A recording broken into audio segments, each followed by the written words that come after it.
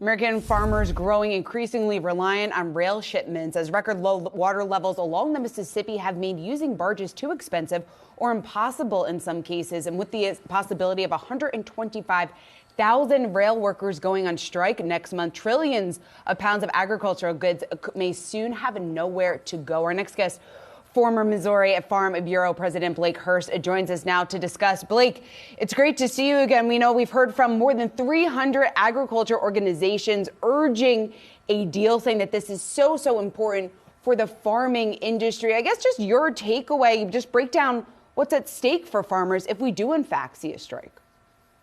Well, we can, I guess, from a personal level, our corn goes one of two destinations. It's either put on a 100-car unit train and goes to Texas for cattle feed, or it's turned into food-grade alcohol and goes on a rail car and is shipped to the West Coast for use in food products. So we'll have no way to get rid of our products if we don't have a rail system. So it's very, very important to us. And as you mentioned, the dry weather in the Mississippi, we were just across the Mississippi in southeast Missouri. I have never seen it so low.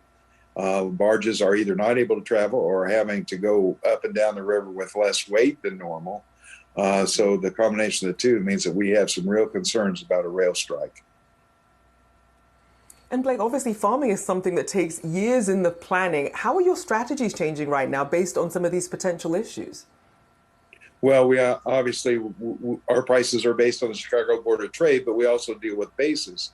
And that's the difference between the Board of Trade price and our cash price at the local elevator. I think most farmers are probably thinking very seriously about getting their shipments done to the local elevator quicker than they normally would before that basis widens, which is what will happen if we have a rail strike. Like, what do you think this means for planting next season? Because I was reading a couple of statistics. About 40% of U.S. fertilizer supply is on a rail car at some point. So the impact not only right now, but as we look out over the next several months. Well, sure. We've seen real disruptions in the fertilizer supply because of the Ukraine war. Russia is a large worldwide exporter of nitrogen fertilizers in particular.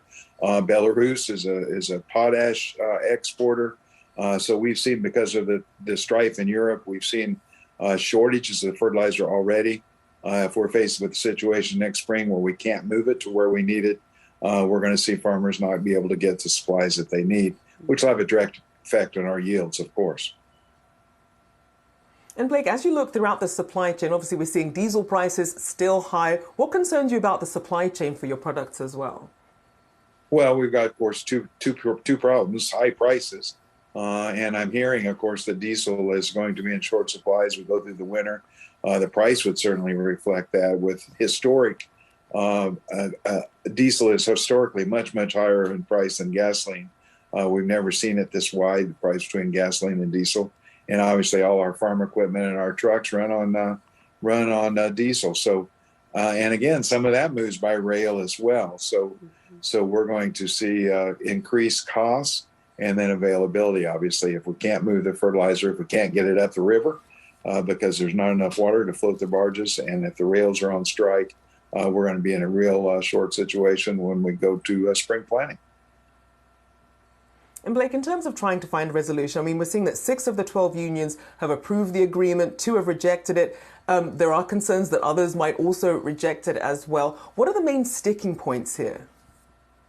Well, clearly, I think the question in many of these negotiations, not only salary, of course, but also working conditions, the ability to take time off for the family.